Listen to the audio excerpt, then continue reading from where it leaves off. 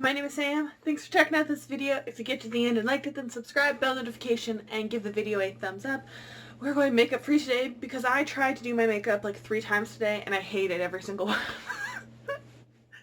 So it's just not that day. Anyways, October, we have quite a few things we're reading on the TBR and Beyond group. We have an event going on as well, and we're doing team challenge battle things. And also, it's Halloween, so I have like some darker, creepier books that I've been wanting to get to. And honestly, October is just a longer month. I think it's the start of fall, even in September here where I live. So I just anticipate staying in and doing nothing, and October is also Thanksgiving weekend in Canada, so I have a long weekend where I'll have an extra day of just weekend reading instead of work. So, these are the books that I'm hoping to get to in the month of October. So starting off, I am so excited to get to All These Monsters by Amy Tintera. She wrote the Ruin trilogy, which I love that trilogy so much. The main character's sister in that series is just a psychopath. It's amazing. So this is her new series. It's a duology, I believe, and they just released the cover. I think like the day after this came out, they released the cover for book 2. And I have also read her, what's it called? Is it Reboot? I think it's Reboot. Why did I say Reboot like that? Yeah, I read her Reboot duology as well, which I also really liked. So I'm curious about this especially. All I really know about this, based on the summary, which is pretty vague, that's on the inside label, is the main character, Clara, 17 years old, doesn't have a great life, and she's used to fighting for everything, and then it kind of evolves into her going on to a team to do special fighting and not just like scrap fighting with like fathers or whatever, and she finds out exactly the differences and exactly like where monsters are. I am also picking up the Southern Book Club's Guide to Vampire Slaying by, I can't remember, is it Hendricks? Something Hendricks? I can't remember the author's first name, I'm sorry. He's put out a couple things that I have been not super interested in based on the cover and like the concept. They sound like cool, but just like not written for me. But this one has like a forever growing line of, or a forever growing list of holds through the library. The concept just sounds very interesting. The book club guide about vampire slaying, and my friend has read it and she said it was really good. So I put myself on hold and my hold has finally come in. I'm just honestly curious that everyone seems to be super excited and loving this book. And honestly, the vampires are coming back and I'm just going to get in on that trend. I am also very eagerly going to be picking up Trouble the Saints by Alea Dawn Johnson. I just remember that this book is set, there's at least part of it is set in the 1940s, which I am hella curious about. It's a very interesting time period socially, so I kind of really love that time period setting, but I remember somewhere that it was talking about like the Underground Railroad and a lot of racial tensions in the world at that time too, especially in North America. So I am super curious. Troubled Saints, a dazzling, daring novel, magical love story, compelling exposure of racial fault lines, and altogether brilliant, deeply American saga. And I think with everything going on in the world right now, especially, it's probably a good book to be picking up right now. So I'm just super curious about this. I am also going to be picking up Mexican Gothic by Silvia Moreno Garcia. She's a Canadian-Mexican author, and this hit New York Times. I'm so excited. I have an arc of it that I just never got to. I feel kind of bad. But I just know that the main character's like cousin gets into something sketchy, and she gets sent to try and like figure out what's going on, and that stuff gets gothic-y and dark.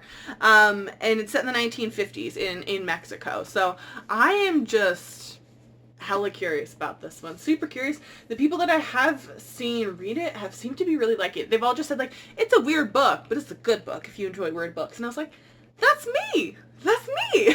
So hopefully I love it. I really did enjoy her first book, and maybe I'll love this even more. I just by random found this book last month while I was doing something for work, and my coworker was then telling me about it, and I was like, this sounds kind of like something I want to read. So I found one copy in like all of the 180 library branches that share our library catalog.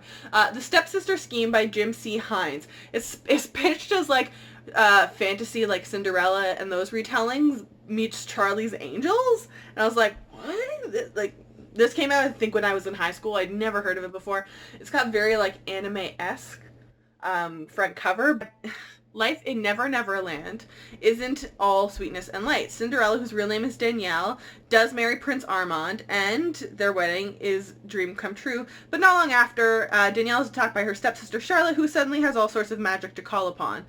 And then we bring in Sleeping Beauty, who has martial arts abilities, and there's a Secret Service and Snow White. It sounds very chaotic and kind of like Once Upon a Time-esque, maybe, which hella piqued my interest. So hopefully I enjoy it. The Silver in the Wood by Emily Tish has been recommended to me every time I go on any recommendation websites for more than 2 minutes. It pops up inevitably on here. So it is novella. I know that the second one is about to come out, I think, or has just come out. I think it's like only like 120 pages or something like that. Not even 103 pages. I just know it's supposed to be like a bit of a creepy thing, that there's this like house or manor or something like that where someone new bought Green Hollow Hall, that someone new comes in and buys it and like starts unearthing secrets. Now, I remember seeing somewhere it's like secrets better left buried. So I'm wondering if we're actually going to start digging things up out of the ground, like zombies are coming up, or like if it's like just like metaphorical digging things up. I don't know, but we'll see. I'm curious about this, and I think the second one is out now. I will pick up the second one if I enjoy the first one. Okay, I'm finally picking up the Cavendish Home for Boys and Girls by Claire Legrand. Okay, Melanie, you can chill yourself. My friend Melanie bought this for me. She apparently says, she swears up and down that she's told me about it all the time and nonstop, and I just literally zone her out because I do not remember this title ever being mentioned or a conversation ever circulating around Claire Legrand. But she sent it to me for, I think it was Christmas or my birthday this year. So I am going to be picking it up. It was one of the possible choices for the TBR and Beyond group middle grade read of the month. It didn't win, but I was like, it sounds like one, like, this is the time of year, if I'm ever gonna read it, it's gonna be this time of year. So all I really know is that a bunch of, like, there's this, like, house manor school thing that all of the troubled kids in town go to when they come out. They're, like, all perfect, like, Stepfordy wife kind of people, and there's two main characters, a boy and a girl. One is super, like that naturally, and then the other one I think is kind of the oddball that would potentially have to go there, and they're trying to figure out exactly what's happening with it. It's giving me like creepy vibes from the cover especially, so I am hoping that this is not just like ends up being like some fantasy. I hope it has some paranormal aspects to it, but okay, Melanie, you can stop bugging me. I'm gonna read it. I think this showed up on my timeline because it was in Owl Crate Jr. a month or two ago, but The Time of Green Magic by Hilary McKay. This is a new middle grade fantasy. It looks so cute. Like the cover is just, I don't know, there's something so, I don't know, cute, even though there's like a big panther in the background. There's something so cute about it. It sounds a little bit like Disney fairy tale-esque. I think it's the main character's father marries a mother, this woman who has two younger children, so the main character is the middle child now, and they have to start interacting and getting used to this new family dynamic, which is a whole task in itself, and it doesn't go super well immediately, but then also they live in this house with all this ivy on it, and they think it's magical because like one of the main character like reads and like falls into books the way like it sounds a little bit like Pages and Co. maybe a little bit. So I am especially curious about this one.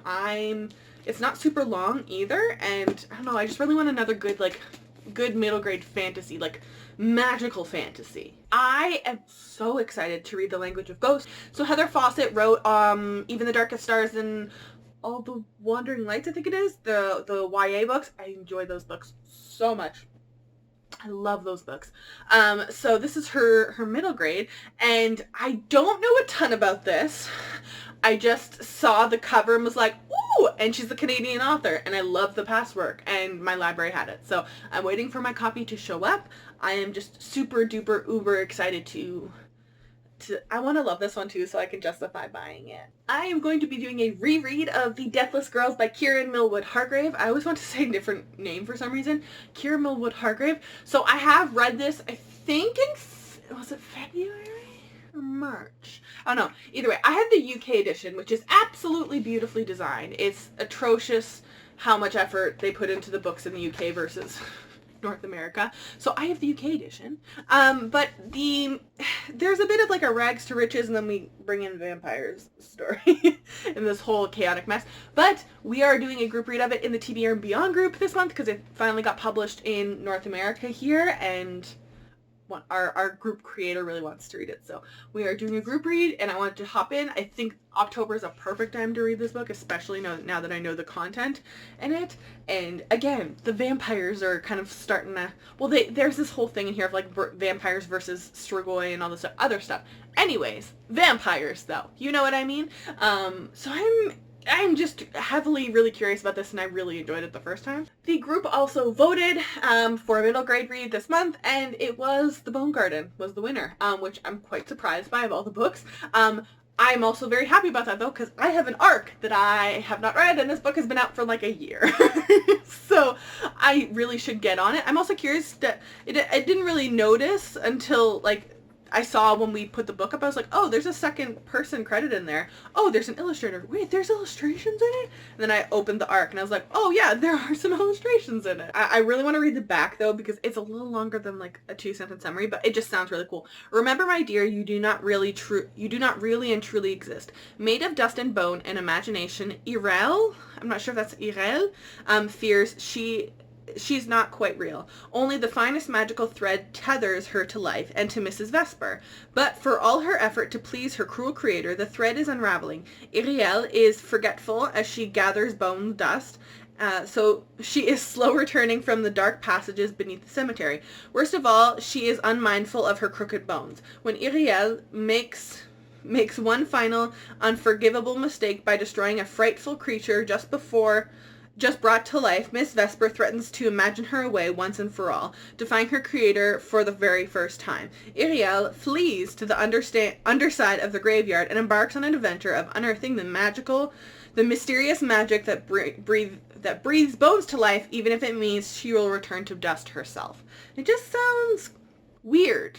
But like something I would have enjoyed as a kid, especially. I'm someone who, I read Coraline to spite my librarians because all they wanted me to read was the Babysitter's Club. So I was like, screw you, I'm gonna read the weirdest shit I can find. And this sounds like something that would kind of go well with that. I'm also going to be picking up Shine by Jessica Young. I'm so excited about this.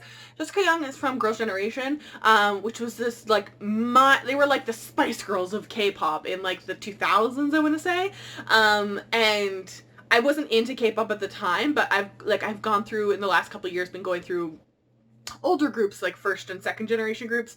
BTS is third generation K-pop. So there's all these kind of like milestones that other groups made, because K-pop in like Korea just has this weird, like very distinct creative differences in these different generations and what they bring to each element. It's very interesting.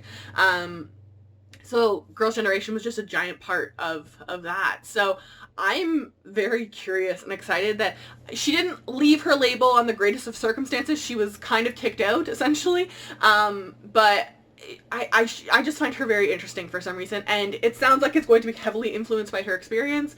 I know that they're having trouble in Korea, the publisher, because SM, I think it's SM, was it SM or Cube?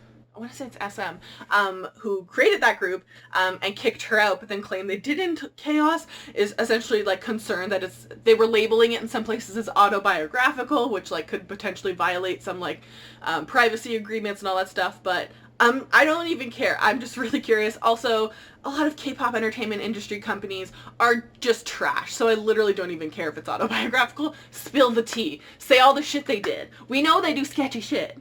I'm also going to be reading The Forgotten Kingdom by Sing Pike. This is the sequel to The Lost Queen, I think it is. Wait, I should find the book. Yes, so it is the sequel to The Lost Queen. It is definitely an adult historical fiction. It is not something, if you just like historical fiction in the YA realm, it's not for you. It's very specific for adult historical fiction. I really enjoyed The Lost Queen. I think there's supposed to be 3 books total. I'm very excited about this because of everything that this book spans a large chunk of time, but there's this whole like romance and where does that go and just everything. This is like pre King Arthur, It's actually, yeah, I think it's tied to Merlin's, like, origin story. The twin sister of the man who inspired the legend of Merlin, right? Yes, the spellbinding debut introduces Langarith, a forgotten queen of the 6th century Scotland, and twin sister of the man who inspired the legend of Merlin. And it says here, like, was it? Already being compared to Outlander and the Mist of Avalon. We're just going to pretend the Mist of Avalon doesn't exist. But I think for sure Outlander. I think Outlander maybe has a bit more climaxes to it than this book does. But I think if you're someone who enjoyed the actual, like, building, the effort that the author put into the historical fiction elements of it, or the historical elements of it and then made it fiction, I think this is a good one for you to give a try. So The Forgotten Kingdom is continuing on this journey. I'm very excited about it. I am going to slap myself if I don't finish this book this month, but The Tombs by Deborah Schomburg, I think that's how you say it. In a city of lies, one girl sees the truth. I bought this book, I don't even know how long ago, a long time ago now. And honestly, I think it's because it doesn't have an audiobook that I can't switch back and forth between that I haven't gotten to it yet. I think also at this point it's been so long that if it doesn't have an audiobook still, so the publisher's just not giving it an audiobook. It's set in New York in 1884. I think it's in Brooklyn, I want to say. I think this is also another book that it's the perfect time to be reading it in October. So, 16-year-old Avery pines for the life she knew before her mother was taken. She fears the mysterious men in crow masks who locked her mother in the Tombs asylum for being able to see what others couldn't. Avery denies the signs herself, focusing instead on her shifts at the ironwork factory and keeping her inventor father out of trouble. Other than listening to secondhand tales of adventure from her best friend and ex-slave, caring for her falcon, Seraphine, Avery spends her days struggling to survive. Like her mother, Avery's powers refuse to be contained. And obviously, we're gonna travel the Tombs Asylum. It sounds a little bit like The Diviners, kind of, to me. So that is what has piqued my interest so much in the past year probably for it, because I finally picked up The Diviners, so, which is one of the best series I've ever read. So I'm very curious about this. I have such I have high hopes for some reason. It's why I'm nervous, because no one talks about this book. I'm like, is it just really bad? Like, am I just being conned into reading this book that's really bad? I'm also going to be picking up The Dark Tide by Alicia Jasinska. This book came out in August? Beginning of August, I want to say. I think it was originally June, but because of COVID delays and everything, it got pushed to August. But I don't know anyone that has read it. I also hate that the publisher on the first run put the effort into, like, foiling the gold waves on the front cover, but not the back cover, so they look like slightly different shades. Anyway, so every year at a certain time, the witch or the queen of the community lures an innocent person back to her, life or castle, whatever, and kills them. And the main character in this is a female, and she thinks she's trying to save her brother, and in order to do that, she helps enlist Thomas Lynn, the boy she secretly loves, and the only person ever to have escaped the palace. But then that draws the queen's attention, and Thomas is chosen as the sacrifice for the queen. And obviously, we can't have that happen. It sounds very witchy, so I am hopeful of this. Just feel like I've been this year, like, burned by a lot of books that I was like, oh, I hadn't heard of you, but pretty cover, an awesome concept, sounds attracting, pick it up from a debut author, and I just feel like I've been, like, disappointed by a lot of those books, so I hope this doesn't fall into that category. I also hope to be picking up Black Sun by Rebecca Roanhorse. This is her new series, her new adult series, so she still has is it the Sixth World that it's called? The Trail of Lightning is the first book of that series. She still has 2 more to come out in those. But this is her new adult series. It's supposed to be fantasy. And I remember they've got a description and everything on Goodreads now, but I remember originally it was promoted as, like, it's this fantasy world with a matriarchal society. And I was like, ooh, interest peaked. Because I feel like that's something that a lot of, because we colonize these communities, especially, that, like, indigenous communities were only ever led by, like, men, which, like, that's just not, it's not, like, they all had such different structures, and there are, in history of, like, just the world before England got a hold of everything, of matriarchal society. So I'm super curious about this. I'm super, super, super curious about this. I liked Trail of Lightning. I liked have I read Storm of Locust? I'm not sure. I liked her middle grade book under the Rick Riordan imprint, so I'm just really curious. I also love this cover so much. I love it. And yeah, I'm just the concept of a matriarchal society. I feel like haven't read that a ton with the exception of like the Women's War. Yeah, I don't know that I've read that a ton in the last year especially, so I'm excited. I'm first in line on my library hold for the audiobook, and I have my physical copy pre-ordered already through Indigo, so I hope I can get my hands on everything to read it this month. I'm also going to be picking up Empire of Wild. I'm going to be totally honest that I know I read the summary because I had to read it for work. I don't recall actually what the summary is. So this book came out in Canada, I want to say about 2 years ago now, and there was just a big hold on it after it came out because it's the same author who wrote, is it The Marrow Thieves, I think, which was a big book in Canada. There's only really a handful of Indigenous authors in Canada that write fiction books that are not non-fiction, or so that write fiction instead of non-fiction that isn't poetry, that get published by main publishers. So she is one of the few, so everyone grabbed at it. I honestly don't remember what it's called, but my hold finally came in for it. But it got published in Canada about 2 years ago, and then I think a year later got published in the States, and they just changed the cover slightly, and now they're doing another third cover for the paperback release. I don't understand why. You already redid the cover once. And it is not by any means the norm to do a different cover in Canada versus the United States. That's not the norm. There's very few books I've ever seen that happen, and so I don't know why they did that. But I'm curious about this. I actually never read The Marrow Thieves because, again, the holds list for that was astronomical, especially because it was a part of the, I think it's the CBC Canada Reads summer competition, and it was one of the books, so everyone automatically runs to go borrow those books. So I'll see how I like this one, and if I like it, then I'll go tackle The Marrow Thieves. I am going to be doing a reread of Grimoire Noir by Vera Greentea and Yana Bagach. I read this book last year as a library hold, and I actually loved it so much that I went and bought my own copy. The illustrations in this book are just absolutely amazing. It doesn't specify who did the illustrations on there, but it's weird, and it's in this town that is essentially starting to slowly flood, and one of the characters has someone missing, and there is essentially one of the characters and his old friend that trying to kind of get back in contact with while the town slowly starts being flooded, and his mom's having a meltdown and everything like that. They're trying to find who is causing the flooding, essentially, and there's this whole thing in the town of this legend of what's causing it, and they want to go tackle it, and it's a very weird book. Very, very weird, or graphic novel. But it was so wonderful. I loved it so much. I think this is going to be one of my Halloween traditions every year to come back to it, and seriously, the illustrations in this, beautiful. I also have a hold on The Haunting, which is the second book in the Shadow School series by J.A. White. I read the first book. I own the first book, I think, right? Yes, I own the first book. I read the first book a couple months ago. It's very interesting concept of architecture with paranormal aspects to make things weird, which I don't know that I've read a ton of that. I feel like I've read books where it's like, oh, in the house somewhere, and they hid something in the house. But this was literally like analyzing architecture and paranormal aspects. It was very weird. Really enjoyed it, and it's a fun middle grade as well. And I think 2 of the 3 main characters are people of color as well. So I am going to continue working on this series and tackle book 2. With everything that's been happening, especially in the last month, with She Who Shall Not Be Named, on Twitter, I've seen a bunch of recommendations of like, here are some middle grade books that are magical, and this book is always on that list. I've also seen quite a few claims of like J.K. Rowling just literally stole this book, and I was like, what is happening? I don't understand. And then there's a list of a bunch of other books. I don't know if they're actually true. I think people are just being like, they're basically the same thing.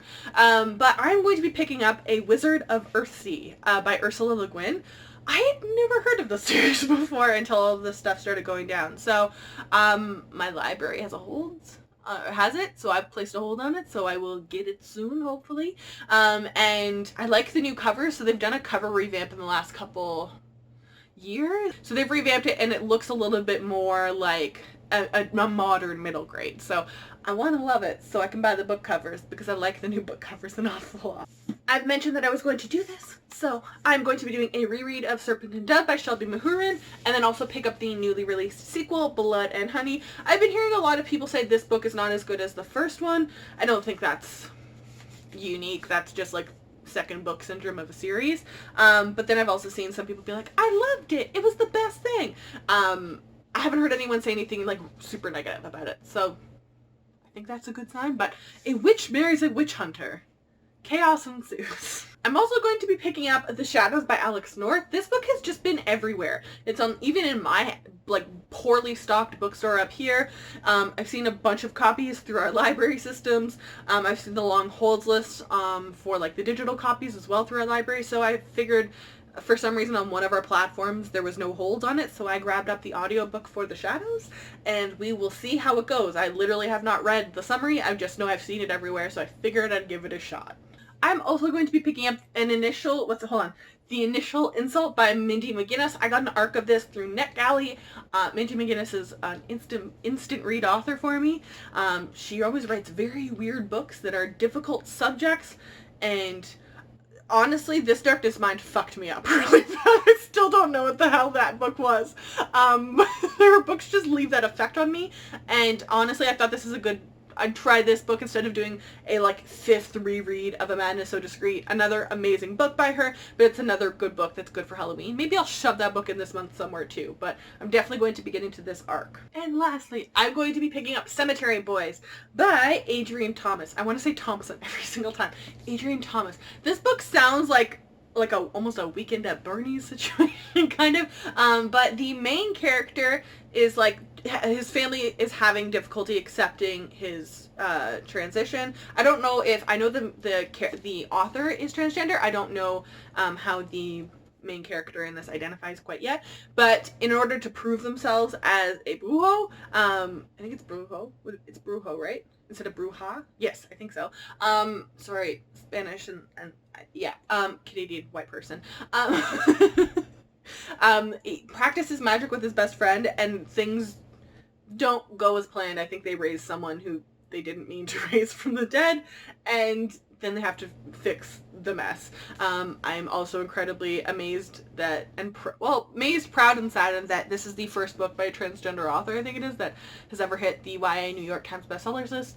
That is incredibly sad, but I feel like the most quintessential way to say, fuck you, J.K. Rowling, this month. So, those are the books that I'm hoping to get to this month. It seems ambitious, but I feel like there's a good chunk that are smaller books, one graphic novel in there as well, a couple rereads, which I seem to run through a little bit faster, just because it's just a refresher, right, of my mind, rather than remembering a whole new book. So, yeah, I'm going to be linking these all. I'll put them all in a Goodreads shelf and link the Goodreads shelf in the comment section, not the comment section, the description box down below. I will also link all of my social media. If you follow me, I will follow you back, so long as you don't have a sketchy account. And just be safe this month, especially in Canada. We have Halloween and Thanksgiving. That's like a double whammy recipe for disaster. And, you know, I haven't liked much that Rob Ford or Doug Ford, whichever one is the one running province of Ontario anymore now, but it's like this whole meme thing where he was literally like, I don't know how to get it through all your heads. I would send you for an MRI if our MRI system wasn't so backlogged. Which, true, but also he just slashed the healthcare budget in Ontario, so the MRI backlog was definitely not helped by the shenanigan shit you pulled. But honestly, he's done a better job running that province during a pandemic than I would have thought he was capable of. Anyways, just be smart this month, and Black Lives Matter, wear a mask, stop harassing minimum wage paid employees. Also, if you're one of those assholes owning those companies, pay your employees better, because minimum wage is bullshit.